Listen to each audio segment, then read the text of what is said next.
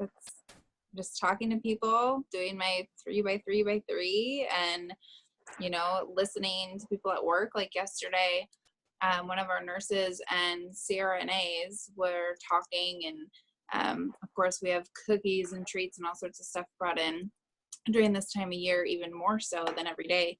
And the CRNA was like, oh, I'm so sick of like gaining weight and losing weight and gaining weight and losing weight. And I was like, well, you know, I am a health coach. We should talk. And she's like, oh, really? And like, she actually was really excited. Like, I was just kind of like, oh, I'm just going to like throw it out there, test the waters. And, you know, so we're going to try to connect. Their schedules are crazy as CRNAs, but yeah, I'm just listening to people and offering it. And actually, I sent a friend request today. I had posted something. I'm in a Dave Ramsey group on Facebook, and I posted something, I don't know, regarding Christmas anyway. And I was just commenting to their, like responding to their comments and then sending them a friend request, because one of the 3x3x3 trainings suggested doing that. And a girl responded and she was like, do I even know you? And I was like, oh no, I'm just trying to expand my network and surround myself with like-minded people regarding finances. And I appreciated your comment on my post.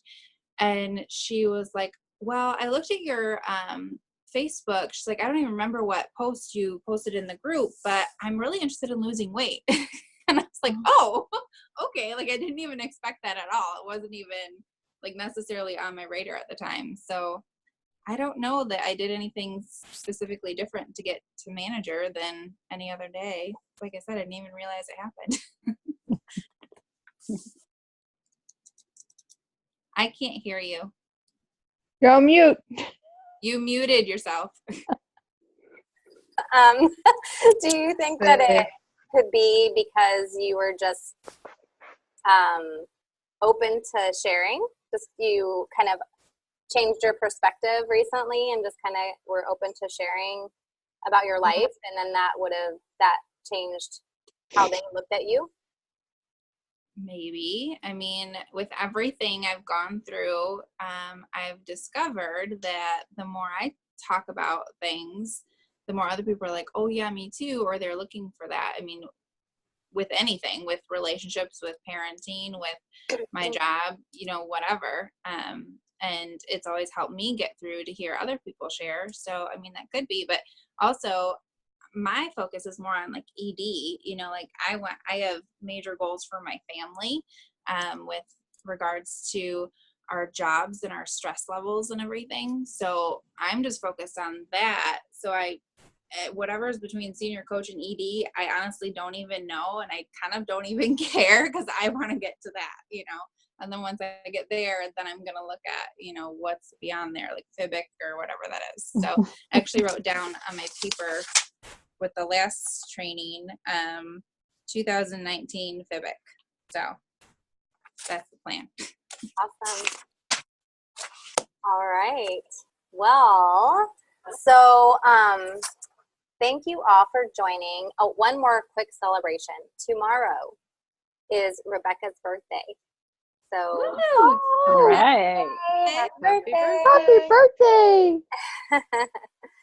So, anybody else have a December birthday in here? No? Okay. So just wanted to say happy birthday while we're on the call. So I'm going to ask Jamil just a few questions that I think might be able to help you guys, help a couple of you, all of you, I hope. And if we need to expand on any of what he's talking about, then, you know, we can have you jump in as well. So are you ready, Jamil? More than ready. All righty. So I have a couple of questions just that where I've seen different people ask me questions as you've gone through just your trainings and your different stages and where everybody's at. So I have been thinking about this for a long time and trying to think of what would be helpful. So I wanted to ask Jamil, so how would these guys, each of these coaches, you know, continue to go and develop themselves and their skills as a coach?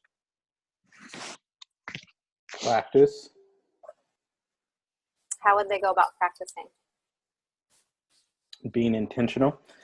So let me answer this one. I did just answer it, but I'll expand. So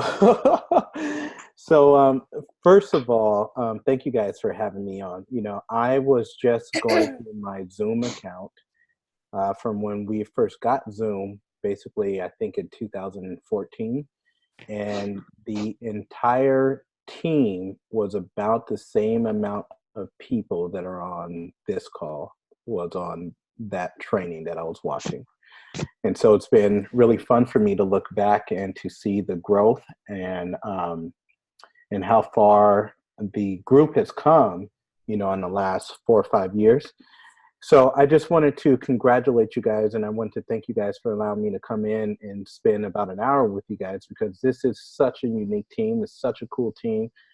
I remember when Sabrina wasn't even a client, and I had the reason why I went out to Arizona actually that weekend is because her coach had won a trip. So I know, Ashley, your next step and your next goal is executive director. So Sabrina's coach, I said, if you go executive director and if you get a certain amount of people together for a training, then I'll come on out to Arizona. And Sabrina was there for that first gathering, and to see where she has come and where this organization has come since that January or February, maybe like 3 years ago now, I think, has been anniversary. Mm-hmm. 4. It's been 4. Wow. So it just really excites me, you guys. And I see Ashley's come on, Tara's just rocking it, Rebecca, happy birthday to you. And we have Charmaine's been here for a while, Karen, Amanda is new, and then we have Janet or Jeanette? Janet, who's under the weather, but she's still on. Yeah. So it's just amazing to me. So I want to say congratulations. I think before I answer this question, since some of you guys are new, let me just sort of introduce myself. So my name's Jamil Frazier. I live here in Long Beach, California, and I've been coaching for a little over 6 years now. And when I started coaching, when I started program, I had no intentions on coaching at all. In fact, I didn't want to coach. I was not looking to help anyone. I could barely help myself at that time. I had just come out of basically a 2-year, I was making my way out of a 2-year depression. And part of that depression, I got really heavy physically. I got out of sorts and started putting on a lot of weight. I started working more at that time. During those 2 years, I was came up in pharmaceutical sales. So I know a lot of you guys are nurses and work in doctor's offices and hospitals. I was that guy that was always waiting in the doctor's offices or hospital and bringing all these unhealthy snacks. And then I went into medical sales, to where we're really selling respiratory units for lots of patients. And so when I started this, I was working a ton, and I was the heaviest I ever was. I did not ever intend on being a coach. My coaches did tell me about coaching even before I started program, but I wasn't there mentally. And about 3 weeks into the program, when I was down already 20 pounds, now I started toying with the idea of maybe coaching, but I thought that I was above coaching. I thought that coaching was something that if I did do, I would just maybe give a couple hours to. We were brand new parents. I just started a new career, and I didn't have a vision nowhere close to where I have it now. So, you know, for those of you guys who may be new and you're like, kind of, what is this thing and what can I do with it? That's okay. Most of us are like that. But as you start to serve more and more people, as you get on more calls, as you start to integrate yourself into the community, as you start to get around more people and you start to rub shoulders with them, and as you dive in and start to be and immerse yourself around visionaries, people who don't think the same as kind of normal people do, then something crazy starts to happen. You start to dream a little bit more. You start to have a bigger vision for what's possible. You start to believe in yourself a little bit more as you start to develop. So that brings me to Sabrina's question. So I think the question was, how do, Sabrina, what was that question? How do our coaches continue to develop themselves and their skills as coaches? Yeah, so let me talk about that. So you guys, if you're taking notes, please write this down. If you're not taking notes, then please take notes. So the first thing is, a coach, Sabrina, is not going to develop themselves if they are not clear and they understand what they want. If there's no desire, if there's no strong pull in the universe to pull you towards your goals, then you're never going to develop or get stronger in a certain area. For example, I know Tara and Ashley, I think you guys are nurses, right? So you're probably much, much better at your jobs now and as a nurse than you were when you first started nursing, right? You could probably go into work and do the stuff with your eyes closed. You could probably draw blood for me, and it wouldn't even be, you wouldn't even think about it. Now, how did you get better with that? Well, you just practice. You did it over and over and over and over again. And you probably spent time shadowing someone, and you probably did some sort of on-the-job training, and you just made a commitment to show up every day and get better and practice. But here's the underlying question. Anyone can get better if you practice. But, and there's always a but, not everyone will get better. Why? Because they don't have something that's driving them to get better.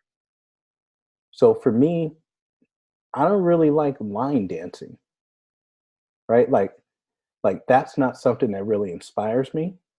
Could I be really, really good at line dancing? Yes. Will I ever be? No. Why?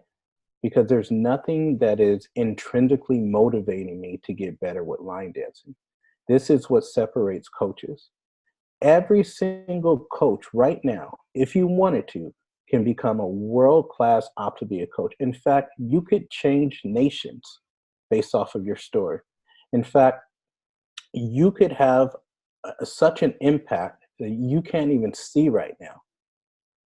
If I said to you right now, in the next 3 years, you can be directly and indirectly touching and impacting at least 50,000 lives, and every single person on this call right now in the next 3 years can be earning upwards to $80,000 a month or more, most of you guys wouldn't believe it. But fact of the matter is, that is absolutely true. And if that's true, question is, then why won't more people do it? Because they don't have enough reasons. They have not sat down and truly decided what they want. What do they want their lives to look like? Who are the people that they want to impact? What are the legacies that they want to leave? What sort of freedoms do they want their children to have? And not just their kids, but their kids' kids' kids. What is that going to look like? The fact of the matter is, every single person that's listening to my voice right now has the ability and capability to build those skill sets. But that's not really the question. The question is, what are the reasons that's going to force you to go and practice just like people do in their day jobs? People will go into their day jobs every single day, even when they don't feel like it, and they'll get better. The question is, why do they do that? So I would start asking myself the same sort of question now that I have my business. What is going to drive and motivate me to get better at these skills? Listen, there's only 3 things that separate coaches. Only 3. Here are the things. It is their skill set. That is what Sabrina is asking me. Every single coach here can get better at your skills because you can get better at practicing. What are some skills that it takes to be a world-class coach? One is learning how to tell your story effectively. How good can you tell your story? Is your story exciting or is your story boring? Does your story inspire or does your story make me want to go to sleep? Is your story elongated to where it takes 3, 4, 10 minutes to tell? Or can you tell a powerful story within 2 minutes? That's called a skill. any single person that decides to, that has enough reasons, can get off of this call and go practice at any time that they want to. They don't need Sabrina to pump them up. They don't need Jamil. They don't need no team calls. They don't need none of that stuff. They don't need spouses to support us. Anyone, while we're in the showers, we could be practicing our stories. While we're driving to work, we could be practicing our story. While we're doing the dishes, we could be practicing our story. While we're at the park with our kids, we could be practicing our story. So if anyone can do it, the question isn't who could get better at your story. The question is, what are the reasons that's going to motivate that person enough to actually do these simple things? Another skill is, how well can you do a health assessment?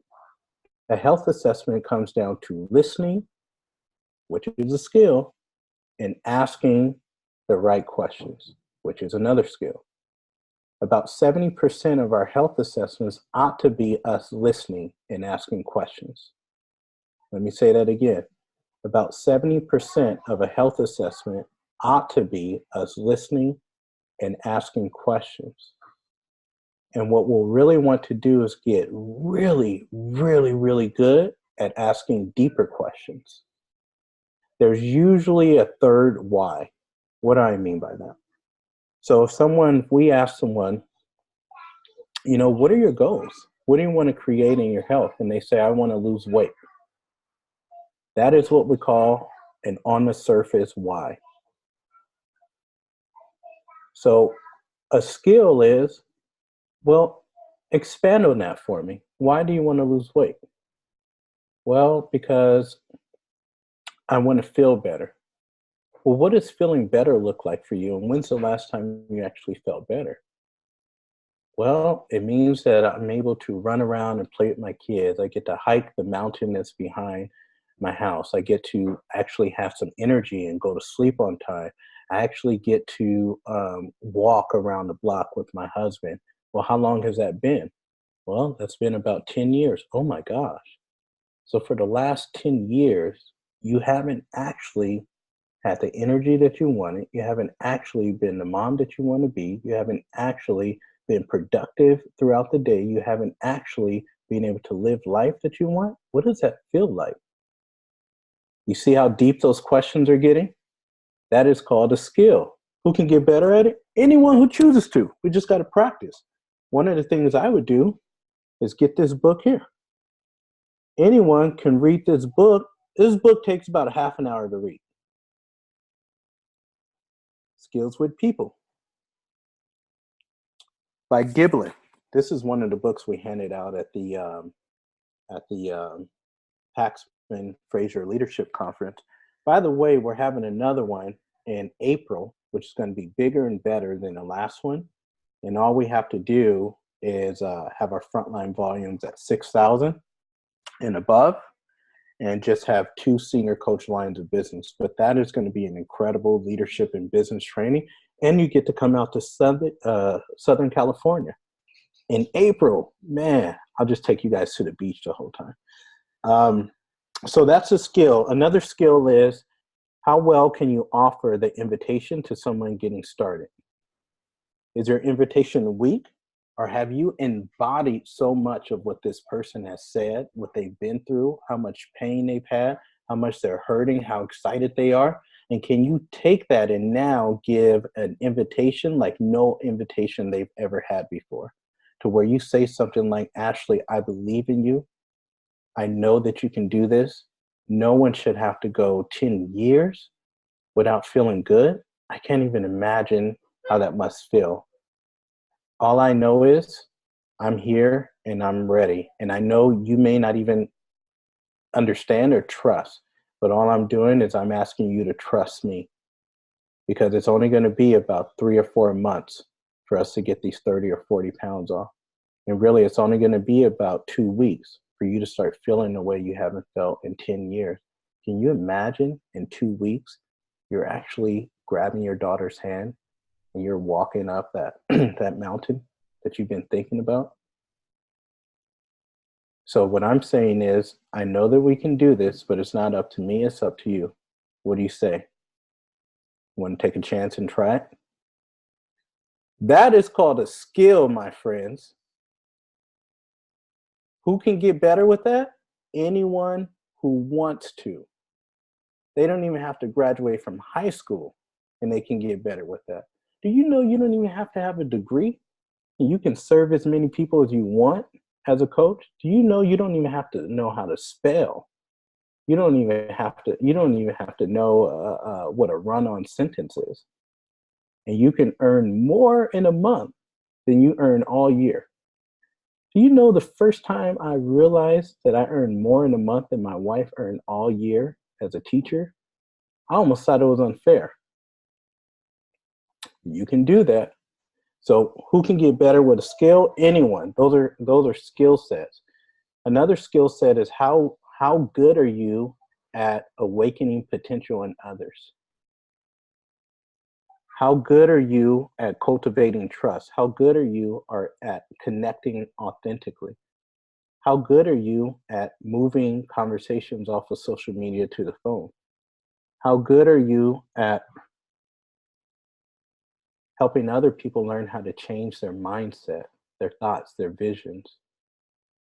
Those are all skills. Anyone can get better with that. So that's one of the reasons why, Sabrina, I love what we do, because we can take everyday people, and if they have any sort of desire or drive, we can help them become extraordinary.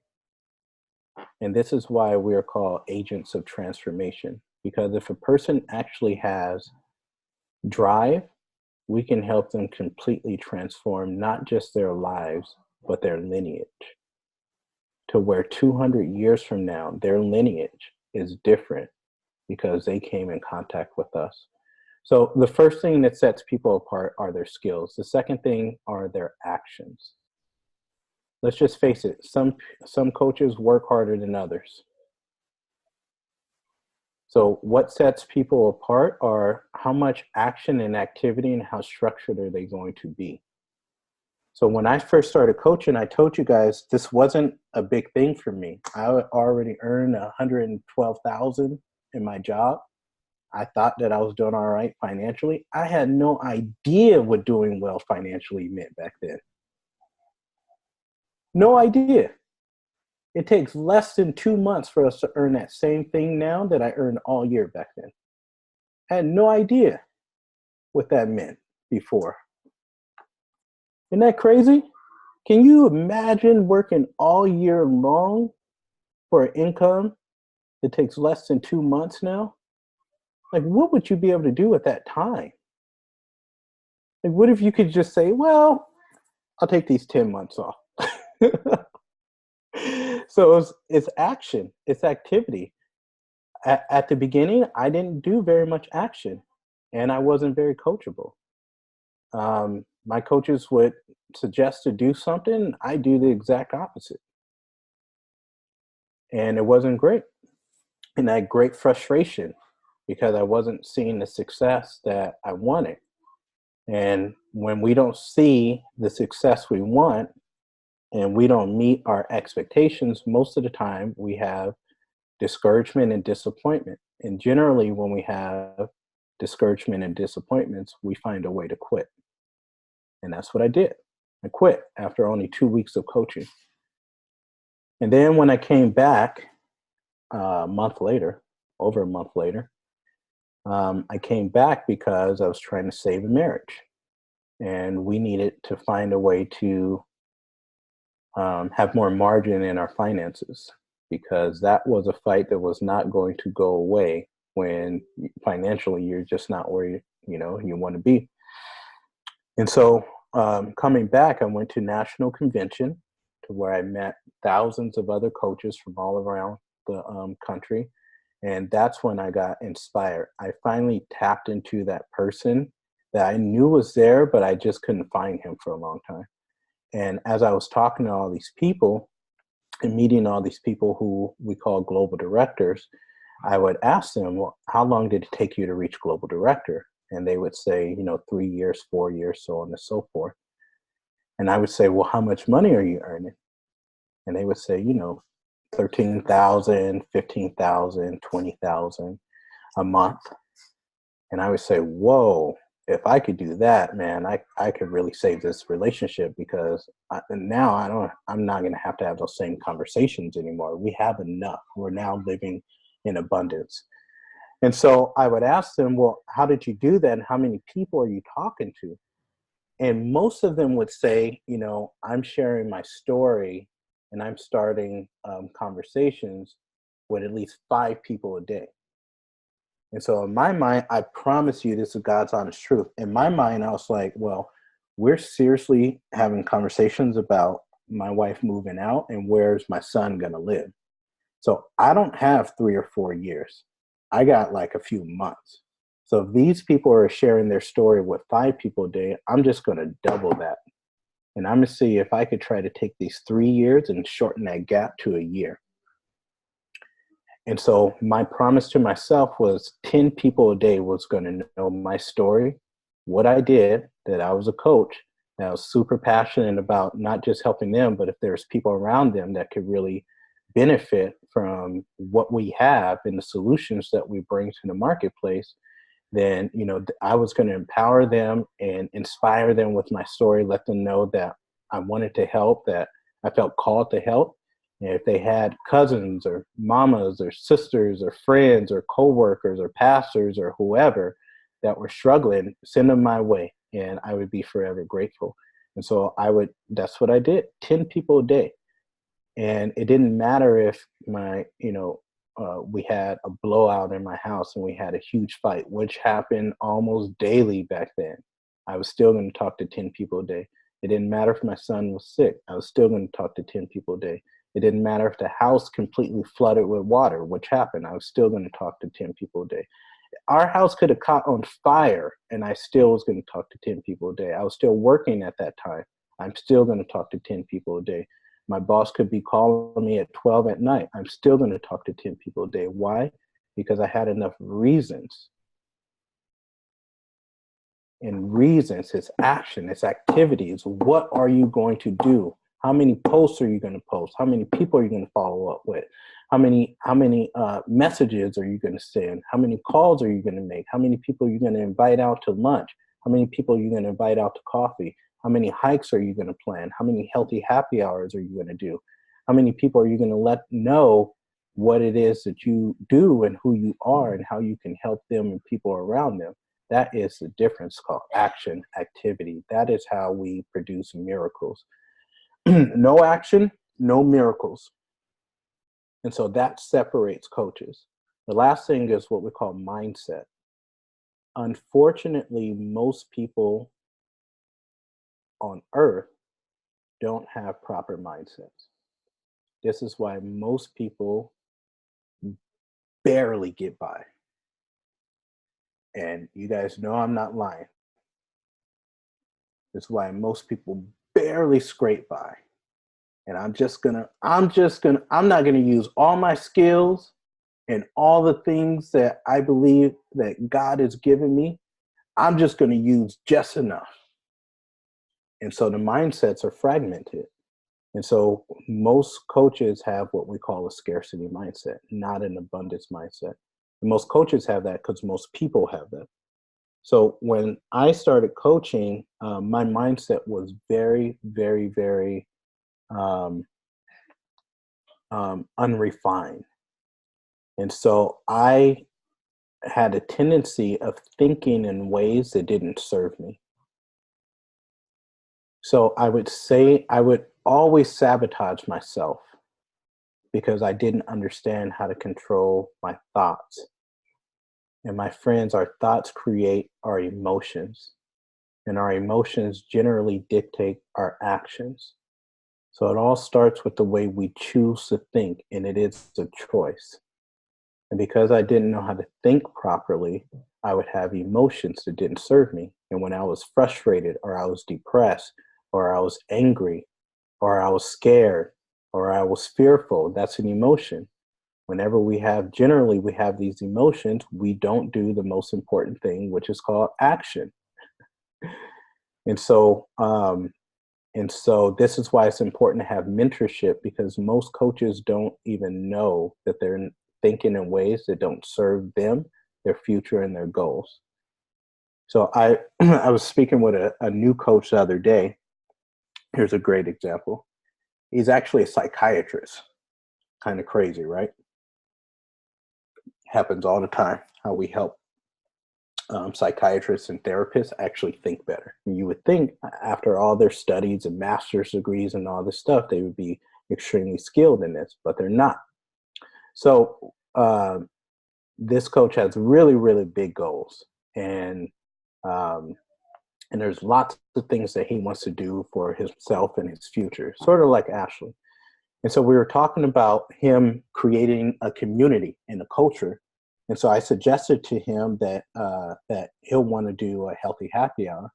And his response, it was an unconscious response. His response was, "Oh, none of my coaches will come because they live too far away." That's mindset. What separates coaches is the way they choose to think and how they start to condition their brains. So I would never say something like that. Why? Because it doesn't serve my goals. So what I suggested to him was, I said, "Hey, remind me again what you want." And he started telling me what he wanted. And I said, "Are you sure?" He says, "Yes." And I said, "Well, why is that important to you?" And he started telling me. And I said, "Is it okay if I coach you for a second?" He says, "Yes." I said, "You only want to think in ways that actually serve you, your future, and your goals." Please write this down. I only want to think in ways that serve me, my future, and my goals. I only want to think in ways that serve me, my future, and my goals. It's really important to catch what we call limiting beliefs. This is very, very, very critical. Have you guys ever gone to maybe send a message to someone and a thought popped up that says, "Oh my gosh, don't do it. They're going to think you're trying to sell them." Or, "Oh my gosh, don't do it. They're probably really busy with the kids right now." Or, "Oh my gosh, don't do it. They're going to think you're bugging them." Or, "Oh my gosh, don't do it. They're going to think you're trying to get them." Am I the only one that this happened to? Or we'll say, "I really want to go to convention," and a thought pops up. You're not going to be able to go. You're not going to be able to get time off. You're not going to be able to go. My husband or my spouse won't allow me to go. You're not going to be able to go. The kids are going to miss you too much. You know what those are called? Limiting beliefs. We're just creating reality that doesn't have to be true. We just made it up. How do you even know that it's true? So what we get really good at is we get good at creating realities that are actually serve our goals. So what I said to him is I said, "So, it was really important for you to do these things, right?" He says, "Yes." I said, "Can I ask you a question?" I said, didn't you just drive 8 hours to Salt Lake City for a training?" He says, "Yes." And I said, "Why did you do that?" He says, "Because you told me to." And I said, "So you don't think your coaches will drive an hour to your training?" And he was just thinking about it. And I said, "Listen, don't ever do that again." And I said, "Only think in ways that actually serve you." So I said, "My friend, is that thought that you just had right now, my coaches won't be interested and they won't come, is that actually serving you?" And he says, "What do you mean?" I said, "Is that helping you get closer to your goal? Is it keeping you the same? Or is it pushing you further away?"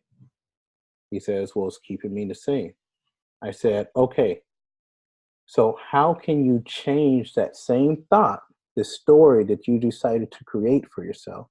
How can you change that into a thought that actually serves what you want?" And he says, "Well, I don't know." And I said, "Yes, you do. Pretend that you do know. What would you say?" Now, it's important for me to force him to do what we call mental push-ups. If I give him the answer, he's not going to get skilled at changing and reframing the way that his brain works. He's a therapist. Isn't this crazy? You would think that through all the money he paid for master's degrees and stuff, they would have taught this dude how to do it. We do. For free, by the way. So he had to start changing the way that he chose to see the situation. So finally, he says, well, you know, these guys have some really big goals. They're really looking for community. They have a lot of people that they want to help. Of course they'll want to come. I said, great. How does it make you feel? He says, good. I said, does that thought actually serve you? He says, yes. I said, what do you think you should do? He says, I should reach out to them and really invite them to my healthy happy hour and to our holiday party, actually. And so he did. And guess what happened? They came. So this is what separates coaches. So now I've been conditioned through a lot of training and coaching. This is why it's so important to stay in touch with your mentor. If I could give you any piece of advice, it'd be this. Part of my goals back then was to be in touch with my business coach. Her name's Karen Elstrom, at least 5 times a day. So 5 times a day, she was going to hear from me. Now, I didn't know her when I first started coaching. My coach, my health coach, is a woman named Becky, who's like a second mom to me, but Karen is her coach. I never knew Karen. So at the beginning of my coach career, I would just make up stories that didn't serve me. Stories like, Karen's too busy, I'm not going to ask her for time. And you guys ever had that? I just made it up. How do I know? Am I like sitting in her car with her? No. Well, I just created a story. Well, Karen won't want to hear from me. She's really busy. Her husband's a dentist. She runs a dental practice. They have millions in real estate. She's got a busy life. She won't want to hear from me. That's how I thought when I was a brand new coach. Now I needed to shift those ideas. I said, this woman's going to hear from me 4 or 5 times a day. And so I would text her. I would say, hey, I just did this. I just put up a post. Check it out when you have time. I just replied this way. What do you think? Hey, I'm thinking about doing a healthy happy hour. You think it's a good idea? She would text back, yes. Okay, I'll let you know how it goes. And it was important to do that because we're so close to this picture that we don't even hear when we have limiting beliefs and thoughts that don't serve us, because this is the way that we think every single day. Let me share something with you guys. I'm going to show you how easy coaching is. Where did Ashley go? Okay. I'm only asking Ashley because she was talking about executive director and stuff. Ashley, do you have an idea of how much money per month would be wow and amazing for you to earn as an Optavia coach? Lately, the figure in my head has been about $8,000 a month. Okay. And you have clear understanding as to why that's important and how that would serve your life and your future and your family? Yes. Okay, cool. So we're going to help Ashley become what we call an integrated national director. But there's steps in this. So she's already a senior coach. Her next step is what we call blended executive director. And this is where Amanda's probably going to come into play, because Amanda's going to be one of Ashley's senior coach lines of business. And then once she hits blended executive director, we're going to help her go to what we call fully integrated business coach. And then from there, she's going to make a short stop at integrated national director, where she's going to be earning about $8,000 a month. And she's going to go straight to global director, which I believe this will happen by like the end of July or August, probably August. And at global director, she'll be earning about $12,000, $13,000 a month. Okay? Kind of cool, right? Yeah. So Ashley, right now, you're supporting probably about 8 clients, right? Somewhere around there. And we've got a little eavesdropper here. You need to go back to bed. It's okay. What? It's okay. You tend to the baby. I just need to hear it. So Ashley has about 8 clients right now, right? So for Ashley to reach executive director, blended, she can do it all by herself, and we're going to need about 18 clients by the end of the month. Or she can do it the blended method, when Amanda's going to hit senior coach by the end of the month, and we need 15 clients. Okay? Kind of cool, right? You guys got that? 18 or 15. You got that? Okay. So at that point, she's going to be earning about $2,200 a month. Let's just take that 22 and let's multiply that by 12 months. We're going to multiply that by a year. Okay? So that's a year's wages. So 2,200 times 12, what do we got? 26,400, right? You guys with me? Still with me? Okay. How much time we got? Okay. So watch this. Give me a second. So we have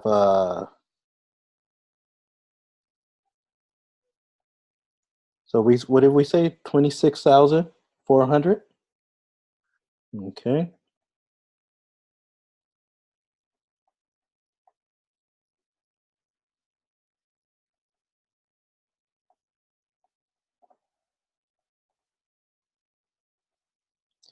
Okay.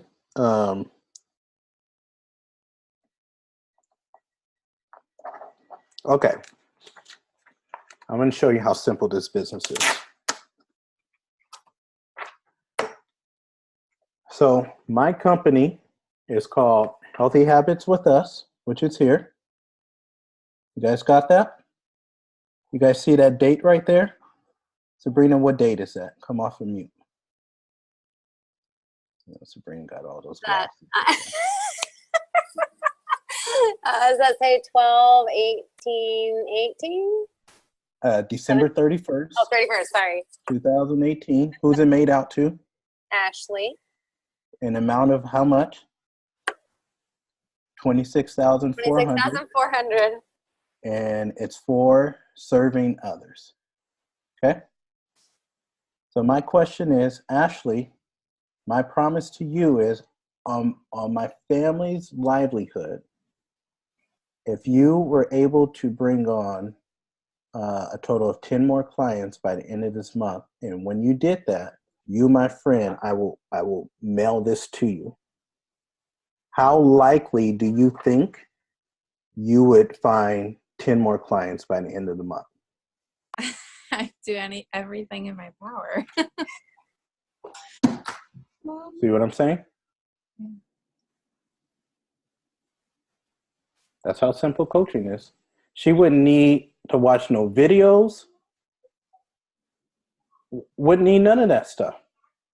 She would be so on fire. That's how simple it is. So when I left that convention and I saw what I saw, I was 31. Oh my gosh. Now I'm like 37. But I just saw this. I saw this amazing masterpiece. And all I can see was if I serve enough people to start bringing in, $18,000 a month, and that would save my marriage. That was reasons. You know what this became for Ashley right now? Reasons. So only 8 months later, I only have 5 clients at that national convention. 8 months later, guess what we were? Global directors. This is how I know if Ashley chose to, by the end of what I say, July or August, she could be what? Global director. How do I know that? It only took me 8 months from the time I made the decision. 8 months from now, it's what? August. See what I'm saying? That's how simple this thing is. It's amazing.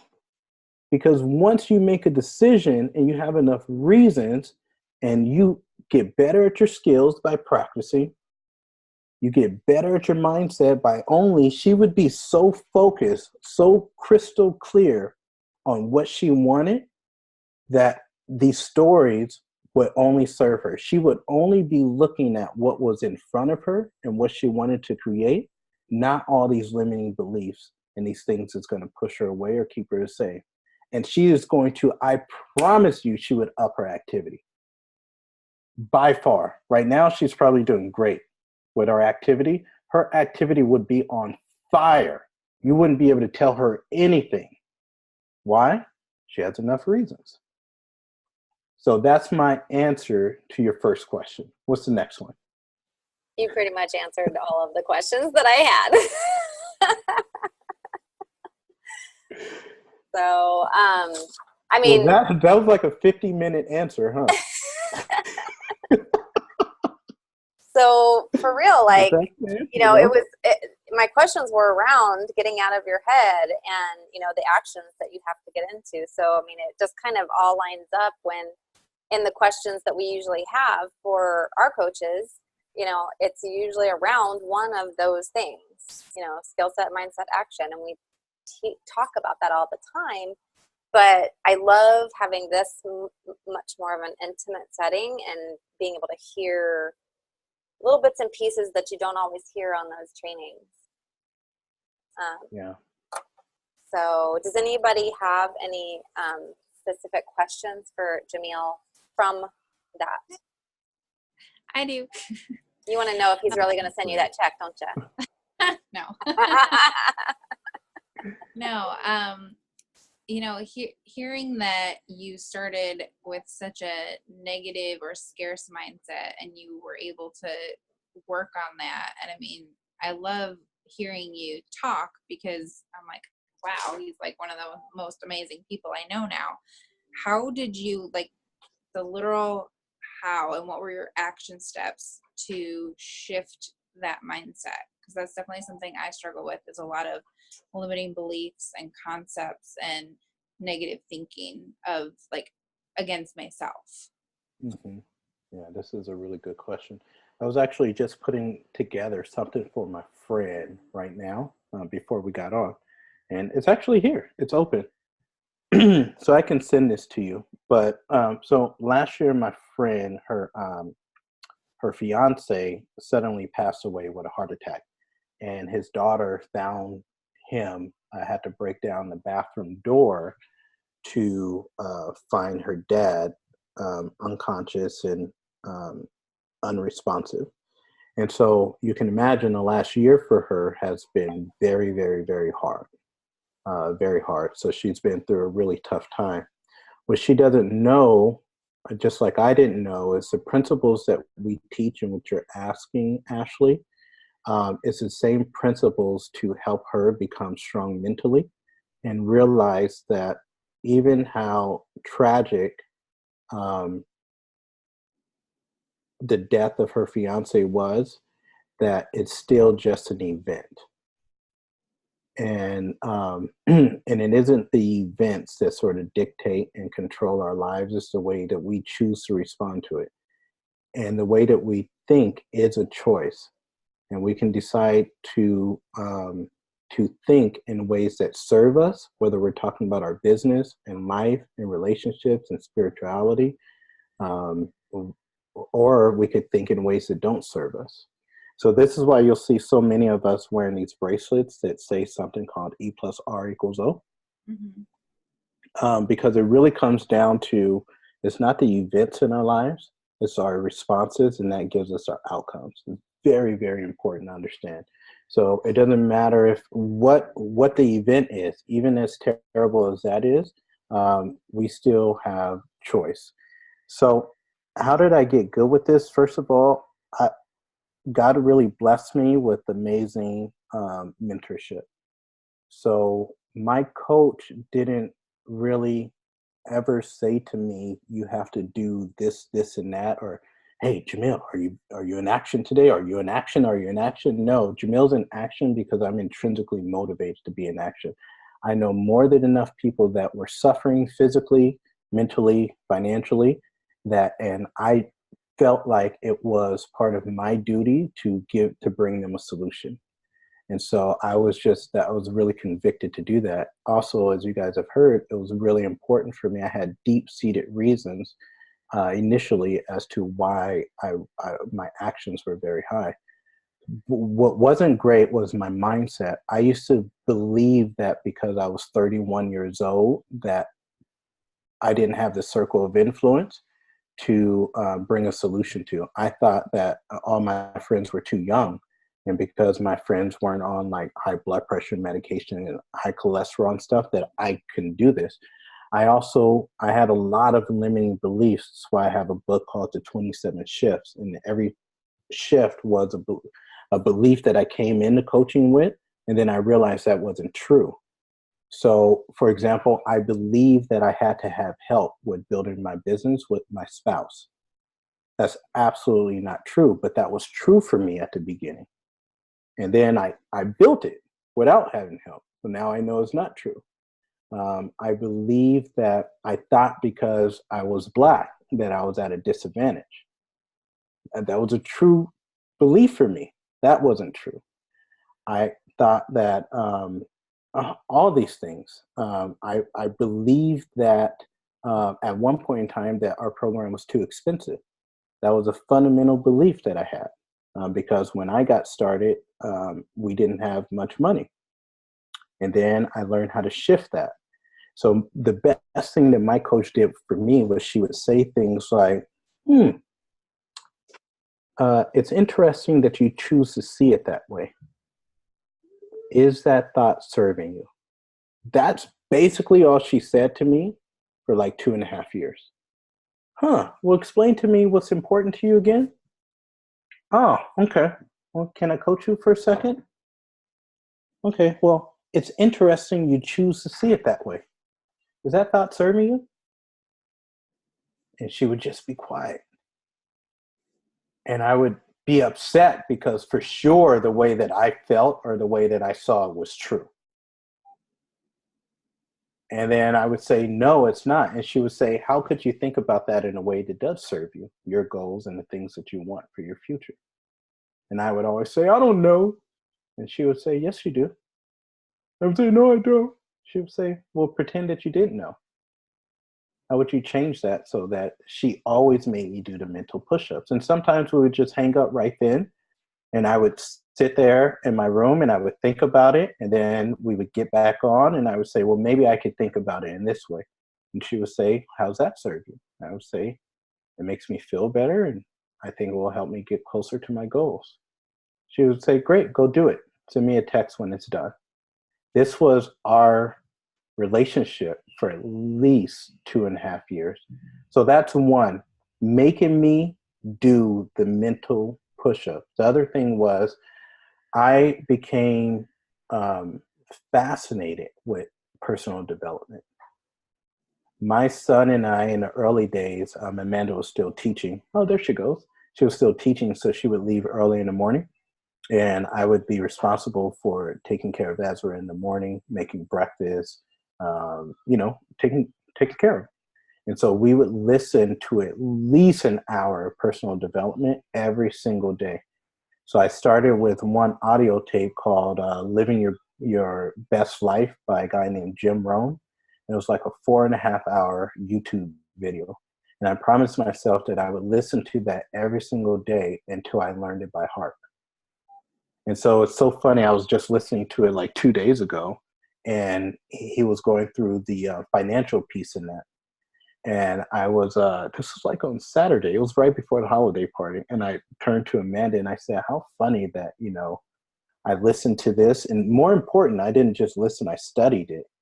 And I was like, when we were there, we were, honestly, I'm just going to be honest with you guys, we were in debt probably a good $80,000, $90,000.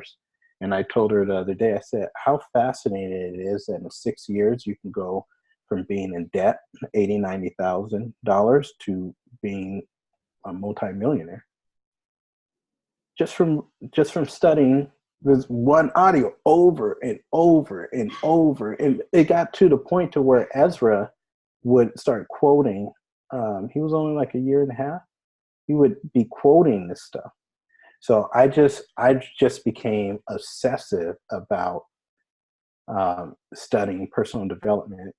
If you look on my desk right now here, there's a pile of books that's probably, well, it's very high. If you look over there, there's books. If you look here, there's books. Even today, I would say, even today, I wake up and I'm still at about an hour of personal development every single day, usually more. So I really have become obsessed with developing my mind and becoming what I call the surgical master of my thoughts. Sometimes I put myself in situations to see how strong I am mentally. For example, let's just say I'm walking down the street, and I've forced myself to do hard things now too. That's one of our habits of transformational leadership is we seek growth and we embrace our obstacles as a way. Before, if something was hard in my life, I would complain, I would run away from it. If now I'm like seeking it, I want it to come because I want to get better. The last thing I want to do is remain the same. There's no way I want to be the same person December 17th, 2019 that I am right now. That is like a disease to me. And so and the only way we get better is we have to go through some challenging things, some things that don't feel good and make us uncomfortable. So I know this now. Before I didn't know that. And so I would just be complaining and wouldn't want to grow. I want everything to be easy. So now, like, even if I'm walking down a road, this happens all the time. And there's a path maybe on the left and it's concrete. And there's a path that's on the right that has a few bushes. If my brain says go on the left, it's easier, I will force myself to go through the bushes. Sounds crazy, doesn't it?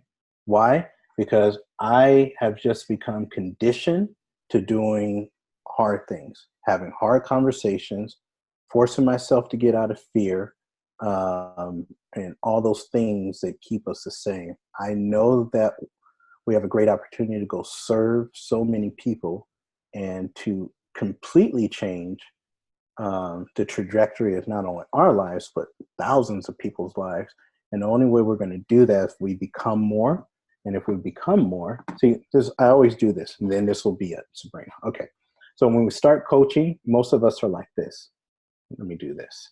That's about our development level. Okay. Mine was like this. It was really, really small. Most people's, though, is at least like this. That's our development level. You see that, Amanda? So this is about our development level. So in this development level, we earn as much as we can earn with this development level. So how many of you guys raise your hand if you like have full-time jobs, if you work at a place? Oh, nice, like everyone. Okay, so what you're earning right now is because you're developed at your capacity right now. Does that make sense? So you're not gonna earn more than this ever. You might get a percentage raise or whatever, but it's not going to be much until you develop more. So when most of us come into coaching, our own development is like this. So this is the way that we think. This is how we deal with fear. This is how we deal with conflict. This is how we are skilled at controlling our mind. All these things, right? This is our development. Now, what coaching forces you to do is it forces you to break, and it forces you to do things that you don't necessarily feel comfortable with doing, because we all have a level that we're comfortable with meeting. So as you break through that level, it's going to be a little bit hard, but the great thing about that is, remember, the obstacle is the way to becoming more. So as you break through that, you get a little bit bigger. So guess what else gets bigger? Your influence, the amount of people that you can touch. And if you touch more lives, then you get paid more. So now you start to get paid a little bit more, right? And let's just say here, we're developed enough so we can reach senior coach. And then coaching forces you to break a little bit more and to develop so that you can reach executive director. That's where Ashley's going. And then once she's get there, she's going to have to develop even more to reach FIBC. Well, what happens here? She's had to grow a little bit more. She's going to have to do things that are uncomfortable, that she's not used to doing. She's going to have to grow her skills and her mindset. We never just go to the next step in coaching. We have to grow to the next step. Please write that down. So some people come into coaching, they've already developed at an executive director. So they hit executive director, boom, really fast. Some people come into coaching, they're already developed as a global director. So they hit it really fast, boom. But most are not. So they have to grow to these different positions. And how do you grow? Your skill set, your mindset, your action. So now she's grown to FIBC. Because she's touched more lives, guess what happens to her income? Gets bigger. And the only way it can get bigger is she has to become more. The only way she's going to become more is she's going to have to get used to doing some things that don't feel great. Changing the way that she thinks, changing the way that she believes things to be. She's going to change the way she believes activity to be and the world to be as well. And then if she wants to keep going, right, she's going to have to become more. Well, coaching forces you to become more in a short amount of time. This is why every year that I've been coaching, we have earned at least $120,000 more than a year before. Why? Because in a short amount of time, it forces you to become more. At our jobs, they just don't force us to become more. Not in that short amount of time. So if we don't have to become more, guess where your income is going to basically be? About the same. So it is all about the development of a person and how much can you give back to the marketplace. In coaching, there's no limits. I'm going to stop there. I could go forever. Okay, Sabrina May. So I think that was freaking awesome for our first team huddle, official team huddle. What does everybody think? Raise your hands, a thumbs up. Good. I did record it, started a little bit 5 minutes into it. So I will shoot this out once it processes to you guys. I'll put it on YouTube. And I thank you so much, Jamil, for hopping on with us. I mean, I got a couple pages of notes here myself, so I'm super excited to hear back from the team and have our next team huddle already.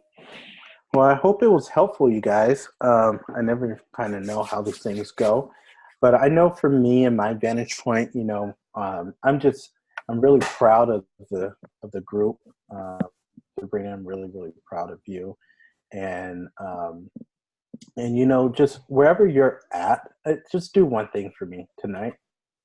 Just think about and dream about what would just be absolutely incredible for you. And then whatever that is, and it might be something that's relatively small right now, but just think about whatever that is, and then take that and then attach it to your coaching business. So take those dreams, those goals, those desires, and then attach it to your coaching business. And once they're married, then that's what gives us the reasons.